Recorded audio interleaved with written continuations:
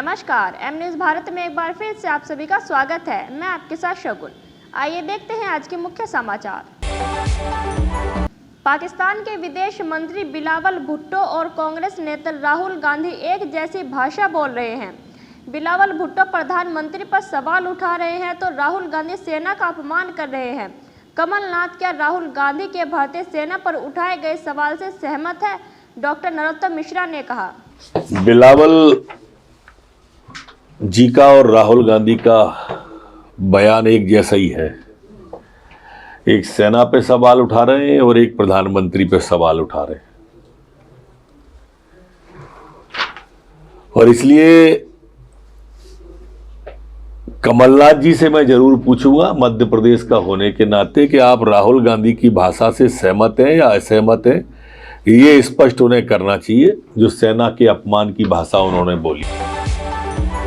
21 साल बाद Mrs world का ताज भारत को मिला। 63 देशों को पछाड़कर जम्मू कश्मीर की सरगम कौशल बनी विजेता। सरगम के पति नेवी में हैं और वे खुद पेशे से एक टीचर हैं।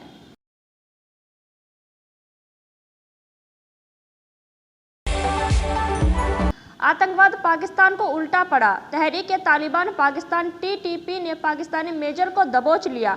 अब इनका कहना है, हमें ख्वाब में आया कि इन्हें पकड़ो और मारो, अल्लाह रास्ता देगा, और हमने इनके साथ कई लोगों को कैद कर लिया।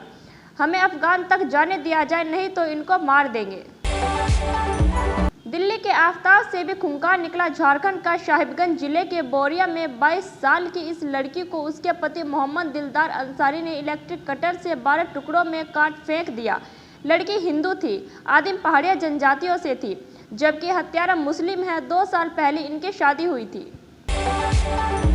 मेरी वाली यात्रा में भारत छोड़ो यात्रा में से भी ज्यादा भीड़ है। कांग्रेस नेता कमलनाथ के बेटे नकुल नाथ का बयान। नकुल नाथ ने भारत छोड़ो उपयात्रा के दौरान दिया बयान। राहुल गांधी जी के साथ पूरे मध्य प्रदेश में उनके साथ घूम रहा था, लेकिन मैं परासिया की जनता को बताना चाहता हूं कि परासिया विधानसभा में ओरिजिनल भारत जोड़ो से भी ज्यादा भीड़ है।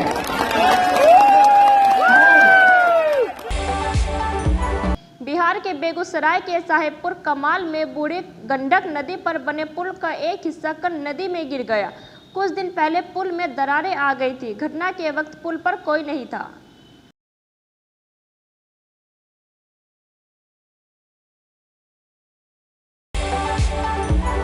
फर्जी एफआईआर को कैसे रोका जाए? फर्जी एफआईआर में ऐसा क्या जोड़ा जाए? सुनिए वरिष्ठ अधिवक्ता श्री अश्वनी उपाध्याय को। जब हम लोग कंप्लेन करते हैं तो कंप्लेन में करते हैं सेवा में थानाध्यक्ष महोदय सो और मैं यहां पे गया या मैं गई और मेरे साथ ये हुआ। सेम कंप्लेन जब पुरुष देता है कि मेरे साथ ये हुआ, तो उसमें तुरंत एफआईआर दर्ज करना जरूरी नहीं है। पुलिस वाला उसको पी कहते हैं, प्राइमरी इन्वेस्टिगेशन कहते हैं। वो पी करे, अगले दिन एफआईआर कर ले, या ये भी कह सकता है जी हमने पी कर लिया, हमें कुछ मिला ही नहीं, बात खत्म हो गई। लेकिन कोई अगर बहन जाती है, कोई महिला जाती है और वो कहती है मेरे साथ फला फला फला हुआ, तो उसमें पी नहीं करना, कुछ नहीं करना, तुरंत उसको एफआईआर में कन्वर्ट करना है। और एक बार एफआईआर में कन्वर्ट हो गई आपकी शिकायत, तो वो थानेदार भी कुछ नहीं कर सकता। अल्टीमेटली आपको हाई कोर्ट जाना पड़ेगा, डिस्ट्रिक्ट कोर्ट भी नहीं। अगर आपको लगता है आपके खिलाफ वो केस फेक है, तो आप डिस्ट्रिक्ट कोर्ट में भी नहीं, बल्कि आपको हाई कोर्ट जाना पड़ेगा। उस एफआईआर को क्वेश कराने के लिए 2-4 लाख रुपए तो खर्च हो ही जाएंगे। तो मैं सोच रहा था इसको रोका कैसे जाए। चूंकि सोनल जी भी यहां बैठी हैं, मैं सोच रहा था अगर मनोज तिवारी जी होते तो और अच्छा, कम से कम 2 सांसद रहते इस बात को और आगे बढ़ाने के लिए। अगर उसी एफआईआर के नीचे एक लाइन लिखवा दिया जाए कि उपरोक्त जो बातें मैंने कहा है, जो शिकायत मैंने दर्ज किया है, इसके लिए आवश्यकता पड़ने पे मैं अपना नार्को टेस्ट, पॉलीग्राफ टेस्ट और ब्रेन मैपिंग कराने के लिए भी तैयार हूं। इतनी बात अगर एफआईआर के कंप्लेन के फॉर्मेट में आ जाए तो मुझे लगता है 90% फेक केसेस लिखना ही बंद हो जाएगा। क्या आप लोग सहमत हैं कि नहीं है?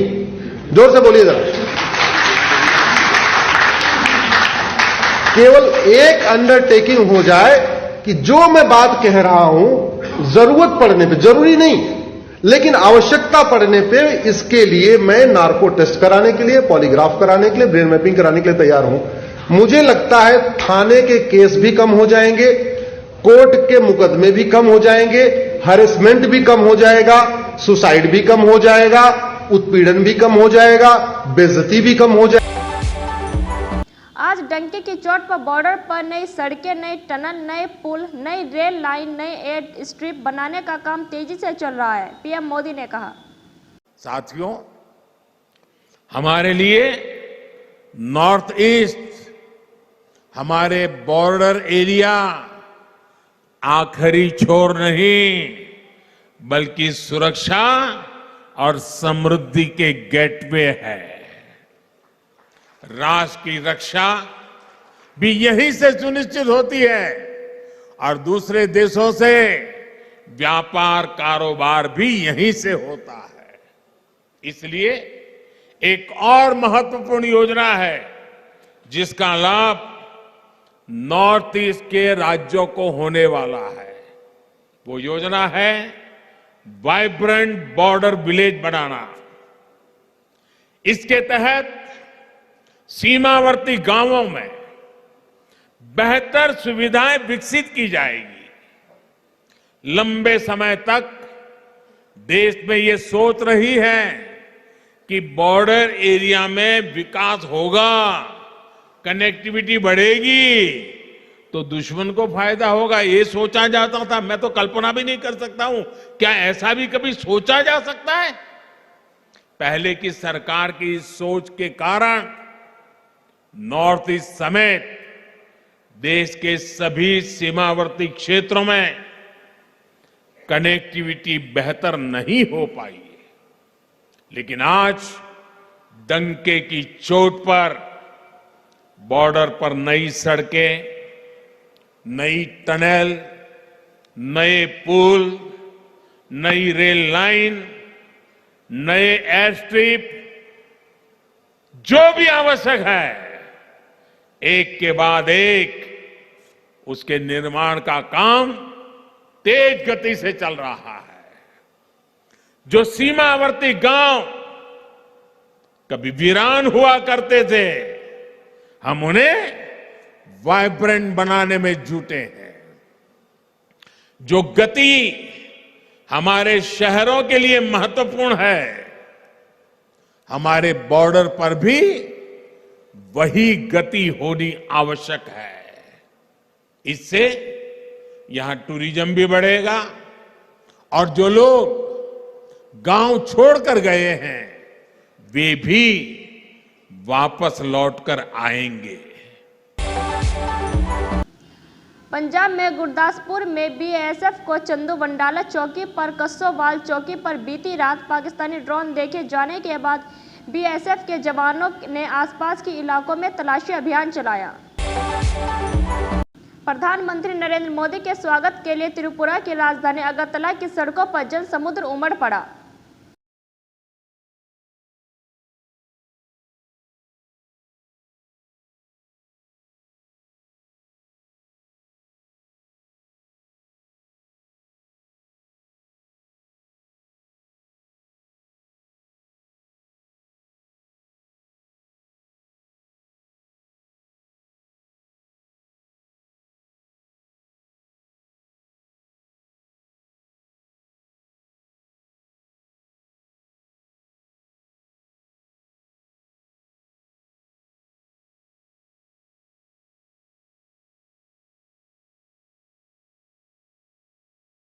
ब्रेकिंग न्यूज़ के लिए बने रहिए एम न्यूज़ भारत के साथ।